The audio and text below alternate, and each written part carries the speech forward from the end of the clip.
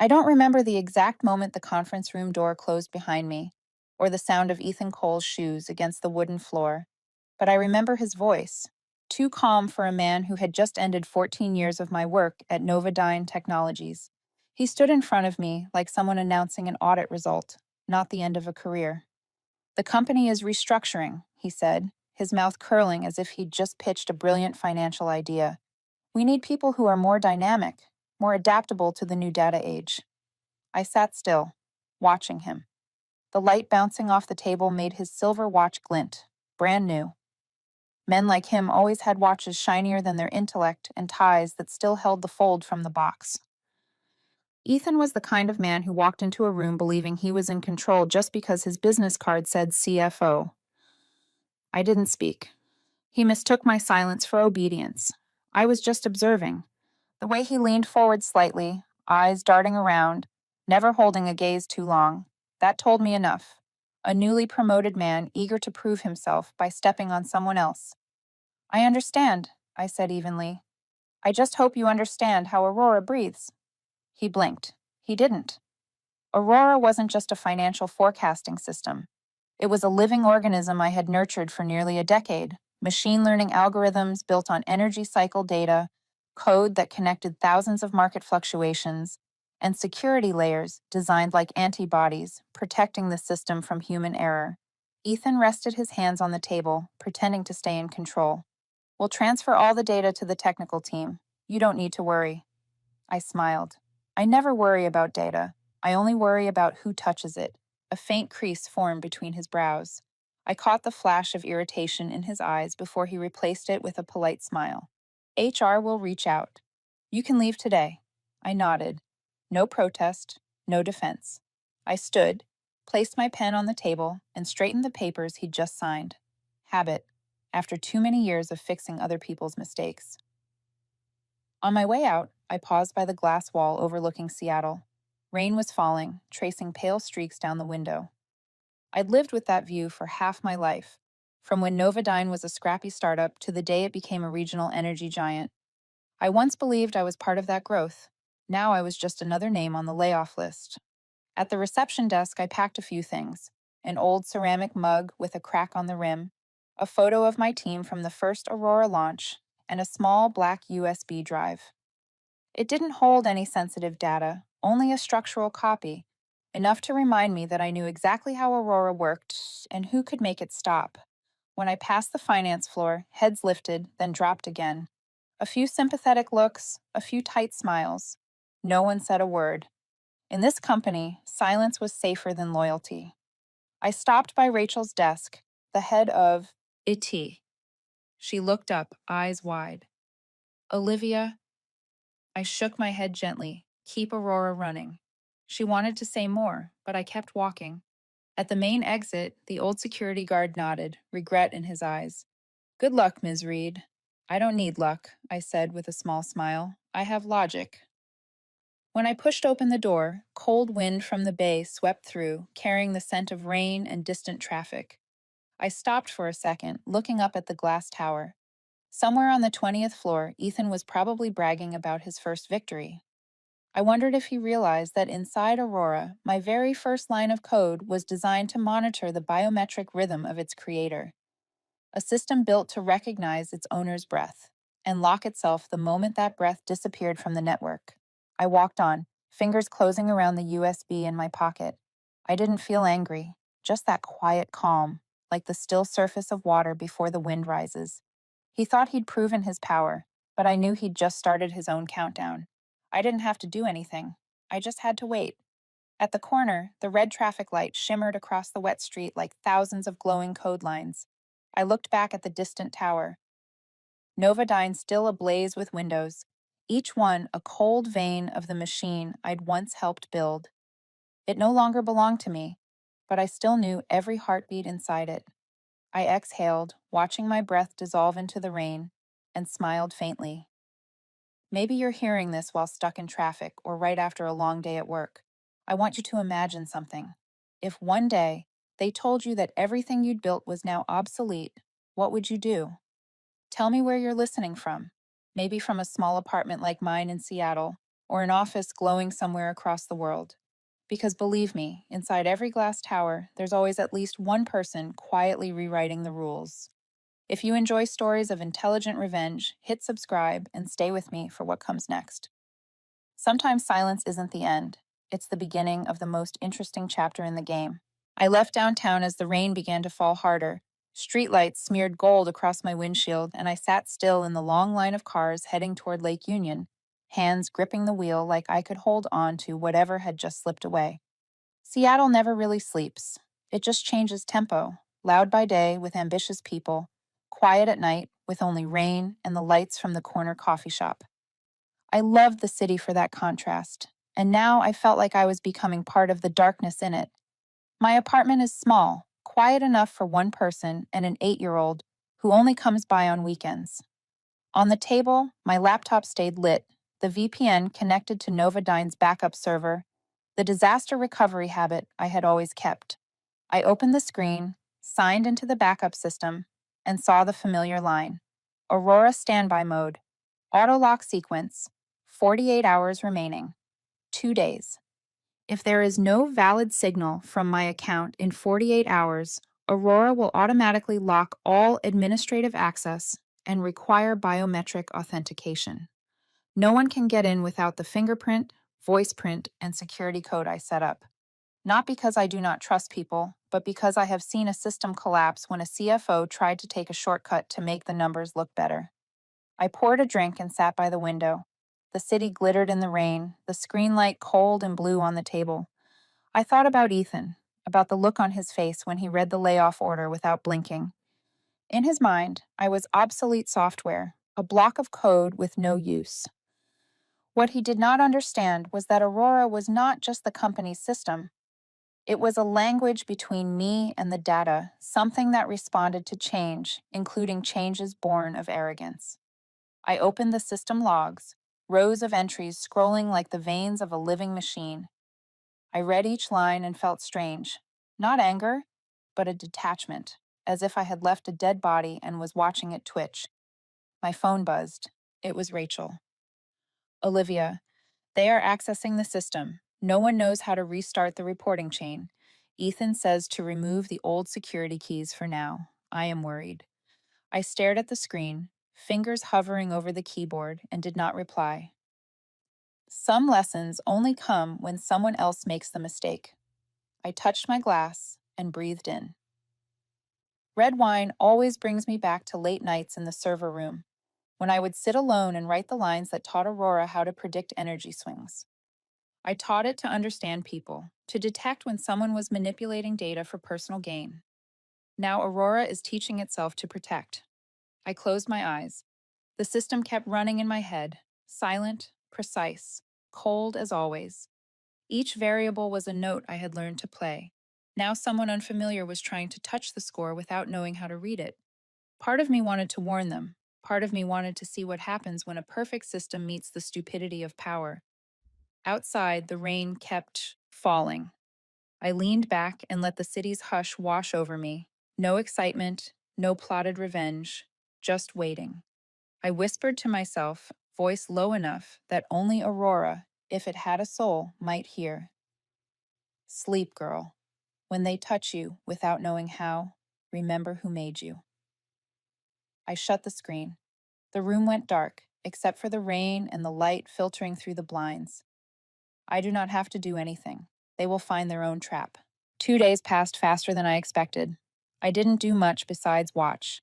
Every morning, I made coffee, opened my laptop, and watched Aurora's log run in a steady rhythm. In the corner of the screen, the countdown kept shrinking. 001842 until auto lock. Everything was quiet, but I knew that inside that downtown tower, chaos was quietly forming. The first message came from Rachel, close to noon. Olivia, the financial forecast reports aren't loading. The CFO's in a meeting. He's ordering a full system reset. I stared at those words for a while, then smiled faintly. Resetting Aurora was like trying to restart a human being. It never obeyed brute commands. It only responded to the precise sequence I had buried in its security layers. That afternoon, the second message arrived. Access denied. Authorized. Architect O. Reed. A screenshot from a finance employee accidentally dropped in the public Slack channel. Underneath were dozens of comments. System glitch? Who's O. Reed? Does anyone know if Olivia still works here? It only took a few hours for rumors to spread across the company. Ethan, however, lost his patience in less than 10 minutes. He called an emergency meeting with IT. Rachel told me later that he practically shouted in everyone's faces. It's just a damn system. I want it back online now. Remove all restrictions. Delete the security codes. Do whatever it takes. Rachel tried to stay calm. Mr. Cole, Aurora isn't an ordinary software. If we interfere incorrectly, it might lock permanently. Then open it, Ethan snapped. That's an order. But Aurora wasn't a loyal dog waiting for orders. The moment the tech team tried to breach the first security tier, the system did exactly what I designed it to do. It switched into second-level defense mode. On their screens, messages poured in like a storm. Unrecognized command sequence. Security escalation. Tier 2 lockdown engaged. All forecasting data is archived for integrity protection. 10 years of Novadine's predictive data, the backbone of their contracts, investments, and stock projections, vanished from reach in seconds. Rachel said the room went dead silent. The server fans kept spinning, indicator lights still blinking, but no one dared to breathe. Ethan stood frozen in the middle of the room, face pale. He tried to look composed, barking orders, calling people, his voice turning dry and sharp. I want an outside specialist team. Call NetSec. Call anyone who can crack this system. Rachel objected. If you do that, we could lose the entire data structure. Aurora's encrypted through multiple layers. The only person who can explain it is Olivia. I don't need her, Ethan shouted. I'll prove I can run this company without anyone's old legacy. I read Rachel's recount that night while sipping coffee, watching the timer hit 00. Aurora entered full lock mode. All administrative privileges are disabled. No one could open it. No one could copy the data. I knew that.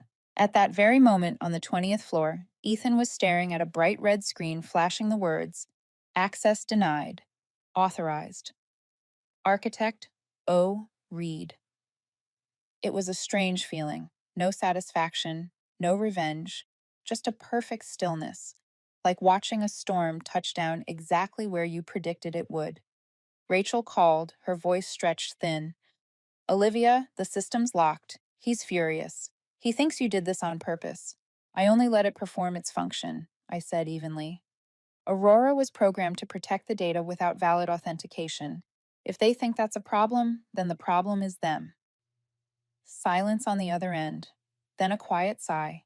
He won't stop, she said. I know. I closed my laptop and looked out the window. The rain had stopped. Sunset spilled over Lake Union, golden light flickering on the glass of distant buildings. Somewhere out there, Ethan was shouting, blaming, trying to reclaim something he never understood. Aurora was calm. And for the first time in years, so was I. I didn't need to touch a keyboard anymore. Everything had already been written, every line, every condition, every reaction. I just had to wait a little longer because the real game had only just begun. The next morning, I woke earlier than usual. The Seattle sky was a heavy gray, fog curling over the lake, and in my small apartment, the sound of boiling water pulsed like a system starting up. I opened my laptop. The screen was dark except for Aurora's access log moving slowly in the corner. The last line stopped at a red dot with a warning symbol. I clicked on it. Unauthorized penetration attempt detected. Source: Novadine, HQ. I smiled faintly. Ethan had done exactly what I expected. He couldn't accept defeat. When the system refused to obey, he started to believe he could buy his way through. By the end of the day, 3 more alerts appeared. They weren't just trying internal accounts anymore. One trace came from an out-of-state IP, routed through a private security service in Chicago. Hired hackers. Ethan had called for reinforcements. Aurora reacted precisely as I designed it to. When it detected foreign access chains, it activated third-tier defense, the layer of code no one knew existed except me. I built it as a lesson for anyone who thought data could be forced into obedience. I watched quietly as each intrusion command was denied line by line. At the bottom of the screen, an automatic message appeared. Security escalation completed, sending an encrypted alert to the registered architect. A soft ping confirmed the email had been sent. I leaned back, sipped my coffee, and opened my inbox. Inside was a single line: intrusion log attached. Origin: CFO office, Novodyne HQ. I felt nothing. Everything was moving exactly as planned, and all I needed to do was stay silent. I didn't call Rachel. I knew she was in the middle of the storm, trying to hold off orders from above without sparking more chaos. I didn't reach out to anyone at the company. I simply opened my notebook and wrote one sentence. When power meets intellect, the outcome depends on who can wait. Later that afternoon, Rachel messaged again. Just a few short lines. Ethan brought in a team from CyberShield in Chicago. They're working inside the secure room. He banned our IT staff from entering. I think he's desperate. I read it, closed my laptop, and said nothing. In my mind, I could see that room on the 18th floor, the pale white light, the wall of screens showing endless lines of code, the constant clatter of keyboards. Ethan is in the center, hands in his pockets, pretending to be in control. He didn't realize that every command they typed only made Aurora tighten its grip. One of the hackers would probably glance up, frown, and mutter, "This code isn't normal." Aurora didn't fight by blocking access outright. It waited. It recorded every attempt, every command, every IP address, then sent everything to the one place it trusted. The report reached me around midnight. 3 failed intrusions, 2 override attempts, 1 fake admin login. Then the final line, the one I always thought of as the heartbeat. Intrusion source locked. Countermeasure initiated. I opened the attachment just to be sure. Aurora had responded by disabling the mid-level management system. Nothing catastrophic. Just a few frozen dashboards, some unreadable reports, but enough to keep the finance department's lights on all night. In that moment, I knew Ethan wouldn't stop. For him, this wasn't business anymore. It was ego. I shut the laptop and stepped out onto the balcony. The rain was soft now, tapping against the metal railing, catching the glow of distant towers. I closed my eyes, breathed in the damp air, and thought about how power blinds people.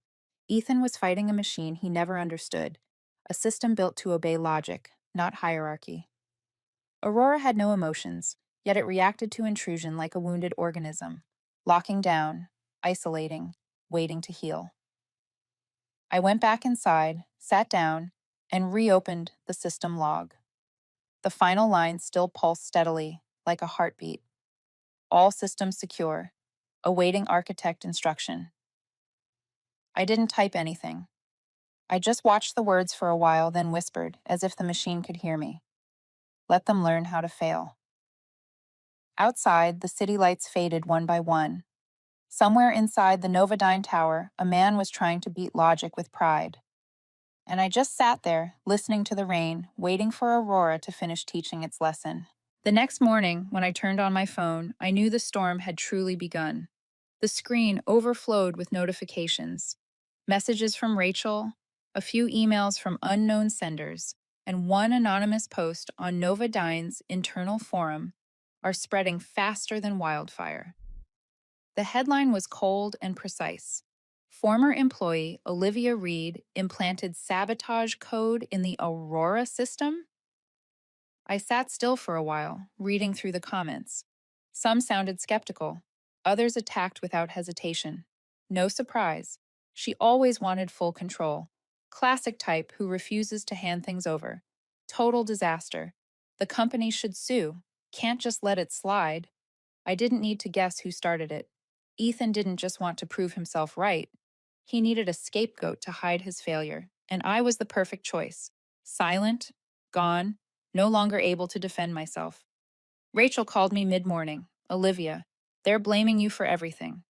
Ethan told everyone you planted a trap in the system for revenge. He even told the CEO you refused to help. I paused. Does Eleanor believe him? Rachel sighed. I don't think she knows what to believe yet, but Ethan's manipulating the internal comms brilliantly. He's blocking accounts, spreading the story that you encrypted the system to keep control. I looked out the window, the morning light sliding across the lake.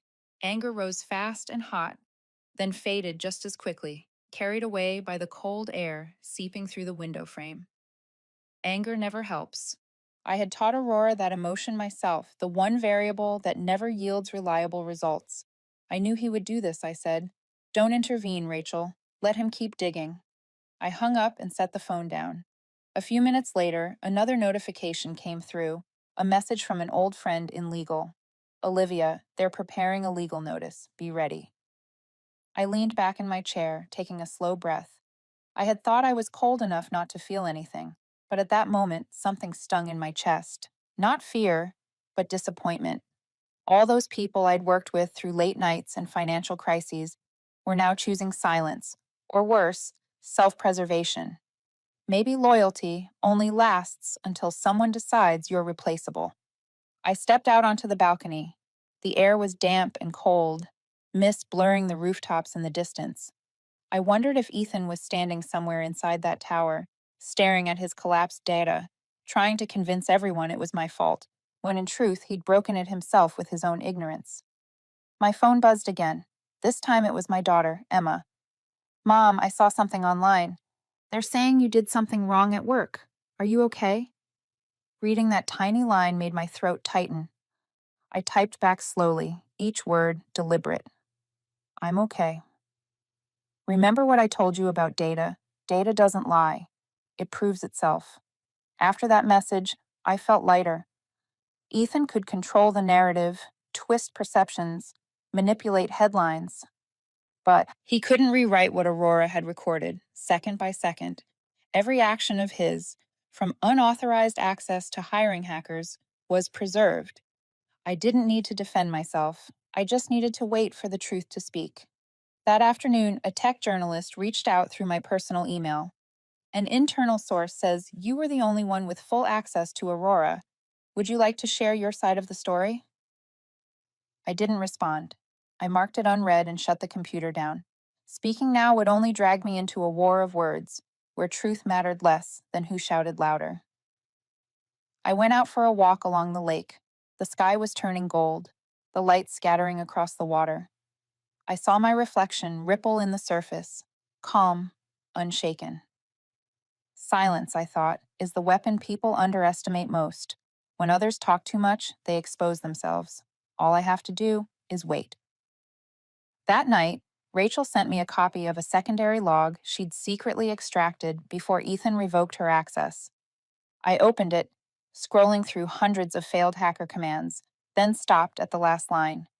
Attempted data overwrite, initiated by user, admin.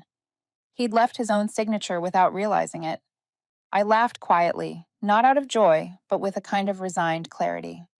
Ethan had just signed his own confession. I didn't need to touch a keyboard. Aurora was already doing what I built it to do, reflect the truth. That night, I wrote one line in my notebook. Sometimes all you have to do is stay silent long enough for the noise to reveal its own guilt. I closed the notebook and blew out the candle on the table. The room sank into darkness, and in that stillness, I could sense something moving, not from me, but from within the system itself. Aurora was still recording, every action, every word, and all I had to do was wait, because in every chaotic symphony, there comes a moment when the music stops, and everyone is forced to listen to the final note of silence. 3 days later, Novodyne held its quarterly meeting. The event was streamed live to every shareholder, department, and media outlet. I wasn't there, but I could picture it perfectly. The sterile white light of the 23rd floor conference room, the company logo glowing across the glass wall, and Ethan Cole standing at the podium, full of confidence, convinced he still had control. That morning, I sat in a cafe near my apartment, laptop open. Aurora had already sent its first alert hours earlier. Forecast module locked. Unauthorized access attempt detected. I knew what that meant. Ethan was still trying. He believed that if he could pull off one flawless presentation, he could reclaim his image. A few minutes later, my phone buzzed. Rachel. I answered and heard the rush of noise behind her. Voices. Keyboards, the crackle of tension. Olivia, it's happening. He's presenting, but the system won't open. The screen's bright red, full of error codes. I paused. Does everyone know? Everyone. The investment board's right there. The CEO, too. I took a slow breath. I could see it in my mind. Ethan sweating under the spotlight, pretending to stay calm while the enormous red message pulsed behind him.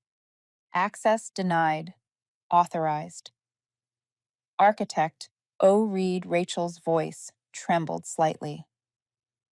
He's blaming the system, calling it a technical glitch. But Eleanor, she noticed something. The whole room's silent. The only sound is the IT team typing. I took a sip of coffee, letting the bitterness settle on my tongue. Let them talk. Through the cafe window, I watched people hurrying under the rain, rushing, distracted, just like Novodyne now. An hour later, another message from Rachel. Ethan tried to open the backup file. Aurora's locked the entire storage vault. No copies left. Then another. The stock went down 7% in 30 minutes. I set the phone on the table. Everything was unfolding exactly as it was meant to. No commands, no confrontation. Just Aurora doing what it was built to do. By early afternoon, Seattle's largest financial outlet ran the headline, Novodyne suffers major system failure during quarterly meeting. Forecast data lost. Thousands of comments followed, half curious, half mocking. The market never cares about reasons, only results. And those results were falling squarely on Ethan's shoulders. That evening, Rachel called again, her voice hoarse. Eleanor knows everything. She found out Ethan hid the system lockout. He tried to erase the logs, but Aurora had already sent backups to the executive board last week. I closed my eyes, leaning back. Good. The truth finally speaks. Rachel hesitated, then said softly, someone in the room said, we fired the only person who knew how to keep this company alive. I didn't respond. Outside, streetlights shimmered on the lake's surface like data reassembling itself. So I felt no joy, no vengeance, only a calm clarity, the kind you feel when music lands perfectly on its final note. I opened my laptop and checked Aurora's system log. A list of failed actions scrolled across the screen. Override attempt. Failed. Admin reset. Failed. Data export. Blocked. Last access. CFO Wash E. Cole. Unauthorized. Every line, every timestamp, every trace, brutal in its precision. Aurora never lies. Somewhere in the city, Ethan was probably in his office, hands trembling over his phone, calling anyone he could, maybe a lawyer, maybe another hacker, never realizing that every path he took led back to him. Rachel sent one final message before the day ended. The CEO's in a closed meeting. Ethan's been asked to leave the boardroom. I think she's about to call you. I read the text and set the phone down. That familiar calm returned, the same one I'd felt the first time I ever activated Aurora. Controlled. Certain. I stepped onto the balcony, letting the cold night wind brush through my hair, breathing in the damp scent of Seattle's rain. Below, the city still glowed, cars still moved, and people carried on as if nothing had happened. But on Novodyne's 23rd floor, an entire empire of data was collapsing. All because one man never understood that real power lies in preparation, not authority. I went back inside and turned my laptop on again. Aurora's interface glowed steady, silent, loyal. In the corner of the screen, a small line of text appeared. System integrity maintained. Awaiting architect verification. I nodded slightly. Just a little longer, I whispered, as if the system could hear me. Tomorrow they'll call. And when they do, we'll finally talk about who really keeps this world running. I shut the laptop. Darkness filled the room, deep and still. Outside, the rain kept falling, as if the city itself were washing away the last traces of everything that needed to end before a new chapter could begin. I couldn't sleep that night. The apartment was silent, except for the steady tick of the clock on the wall. Streetlights spilled through the window, casting pale light over my desk where the laptop rested in sleep mode. I didn't need to open it to know what was happening. On the 23rd floor of Novodyne, the same people who once sat quietly through meetings were now scrambling, calling, writing emails, trying to save a sinking ship. Close to midnight, my phone buzzed. An unfamiliar number, no name, just an internal corporate code. I let it ring 3 times before picking up. Olivia Reed? The woman's voice was low, calm, unmistakable. Eleanor Park, CEO of Novodyne. I'm listening. I know it's late, she said, her tone steady but weary. But we need to talk. I can't let Ethan be the only one telling this story. I stayed quiet, listening to her breath through the line. In the background, I could hear faint noise, chairs sliding, muted voices, a meeting breaking up. You know what happened, don't you? Eleanor continued. Aurora wasn't attacked from the outside. It reacted. It protected itself. I've read the system logs you left behind. I leaned back. Then you already know the answer. She sighed. I do. And I know I made a mistake letting Ethan act without consulting you. But right now, Olivia, the company is blind. No one can access the data, and we have 3 pending deals worth hundreds of millions. I need your help. What about Ethan? I asked.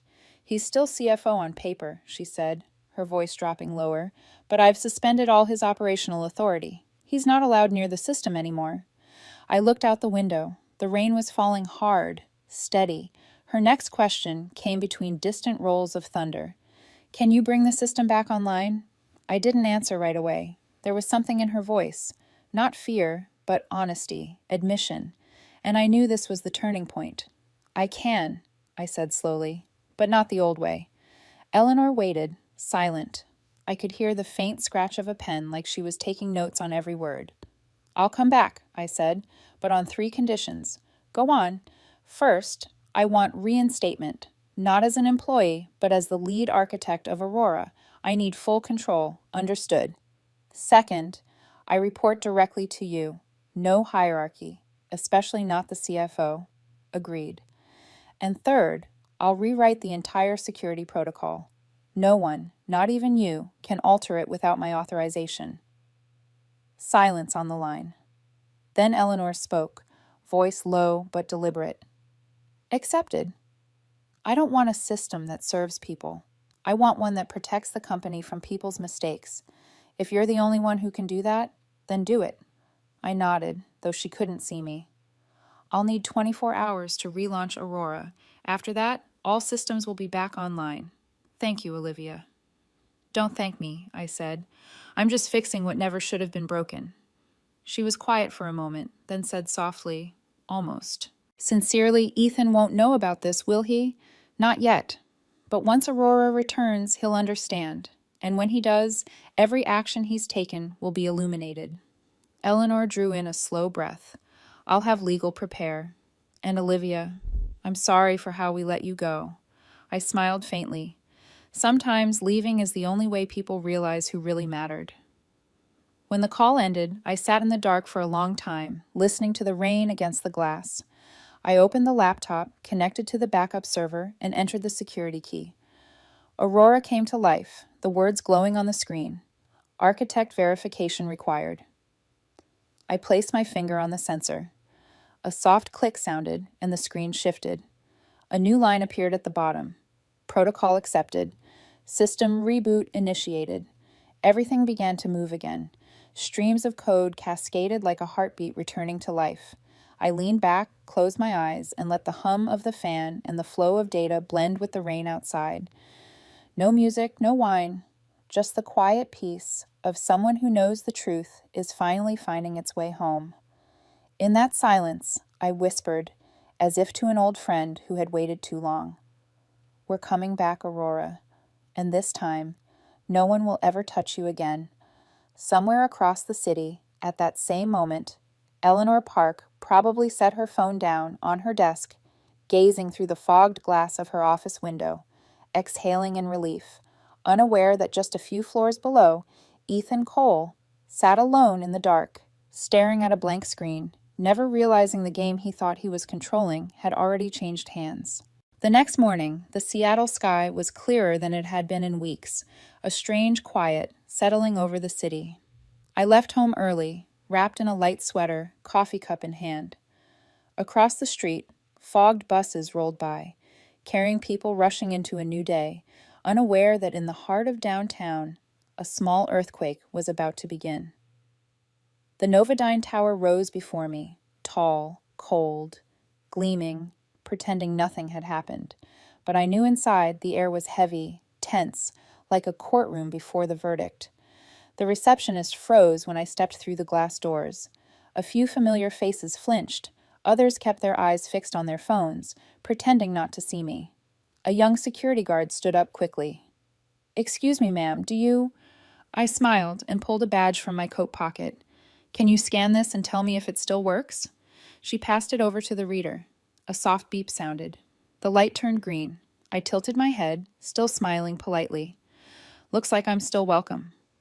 The elevator to the 23rd floor was silent. I watched my reflection in the mirrored wall. Calm face, no anger, no fear. Only certainty. When the doors opened, the long, gray-carpeted hallway led straight to the main conference room. I could hear the murmurs as I walked past. They hadn't expected me to return, at least not this soon. The glass doors slid open, and every gaze in the room turned toward me. Ethan Cole sat at the head of the table, immaculate in his tailored suit, trying to look composed. He looked up, startled for a split second, then forced a thin smile. "Olivia!" What a surprise. "Not really," I said, setting my laptop on the table. "Mrs. Park asked me to come." Eleanor Park stood by the window holding a folder. She turned, her voice cool and steady. "Sit down, Ethan. Today's meeting will include a few changes." He stiffened, masking irritation.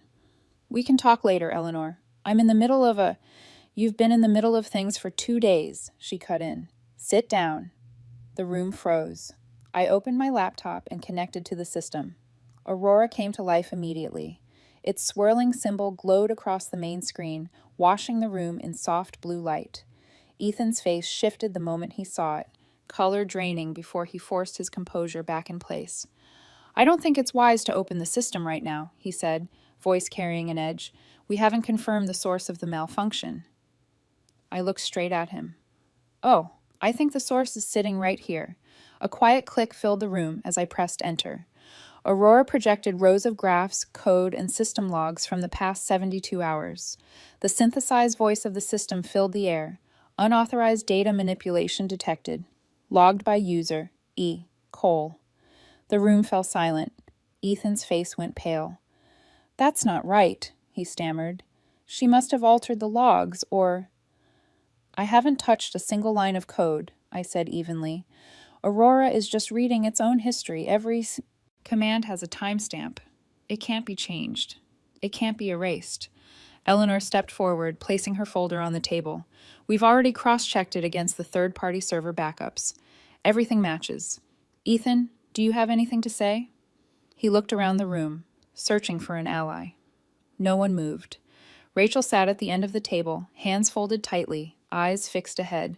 Ethan tried to laugh, voice cracking. "This is a misunderstanding. I was just trying to fix the problem.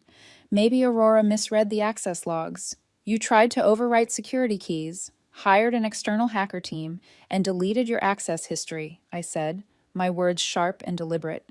"Aurora doesn't make mistakes. People do." The air felt thick, every breath audible. Ethan opened his mouth, but Eleanor raised her hand. "Enough," she said, her tone like a blade. "You've caused major disruption, cost the company millions in stock value, and worst of all, you lied." Ethan shot to his feet, voice breaking. "You're taking her side? She's the reason—" Eleanor's eyes went cold. "No, Ethan. She's the only one who hasn't lost hers." The room went completely still. I didn't look at him again. My attention stayed on the screen, where Aurora was restoring the forecasting data streams. Soft blue light rippled through the room as the graphs came alive again, numbers rebuilding, data pulsing back like blood through veins. Eleanor's voice was calm but resolute. "Olivia, can you fully restore the system?" "Yes," I said, fingers still moving. "The data's intact. I just need to reinitialize the calibration sequence and authorize proper access." "And who would that be?" I looked up, met her gaze. "Me." Eleanor nodded slowly. "Then do it." Ethan stood motionless, eyes empty. When Aurora finished booting, the final line appeared across the massive display. System active. Architect verified. O. Reed. A few people began to clap softly, not celebration, but acknowledgement. Respect. Rachel smiled faintly, the tension in her face finally easing. Eleanor turned toward Ethan. You're suspended, effective immediately. Legal will handle the rest. He didn't respond. Gathering his papers with shaking hands, he stepped toward the door. As he passed me, his voice came low and rough. You won, but you have no idea what you've created. I met his gaze, calm and steady. I don't need to. I just fixed what was already right. He left. The door closed softly behind him, the sound final, like a full stop. I sat down and typed the last command. Aurora ran smoothly. Graphs brightened, data flowed, and the system's heartbeat steady once more. Eleanor walked over and rested a hand on my shoulder. Thank you, she said quietly. You didn't just save the company. You reminded us why we ever trusted the data and the person who built it. I smiled faintly. A system never betrays the one who truly understands it. Outside, sunlight poured through the glass walls, stretching across the conference table like a line drawn under the past. The storm had passed, leaving behind a new kind of silence, not fear, but respect. And inside me, one thought lingered. Aurora was back, stronger than ever.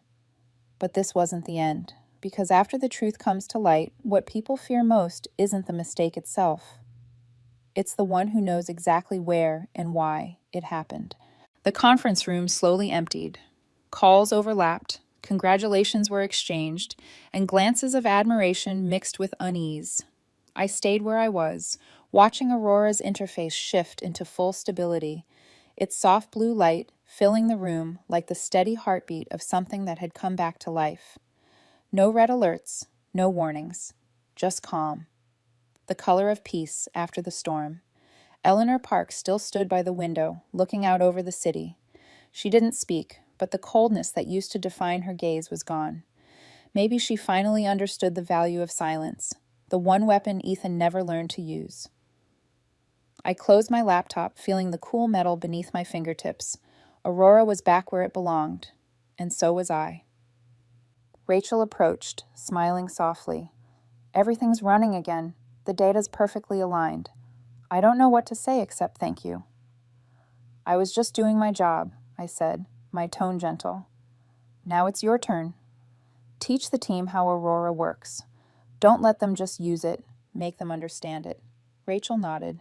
I will. Eleanor turned from the window and walked toward me. Olivia, the board met right after he left. They've unanimously appointed you Chief Data Officer. You'll oversee all analytical infrastructure and forecasting systems. Equal authority to the CFO, though I suspect that position will stay vacant for a while. I smiled faintly. I don't need a title. I just need to work the right way. You'll have everything you need, she said, her voice firm. For the first time, I saw more than respect in her eyes. I saw trust, something rare in a world that usually trusts only profit.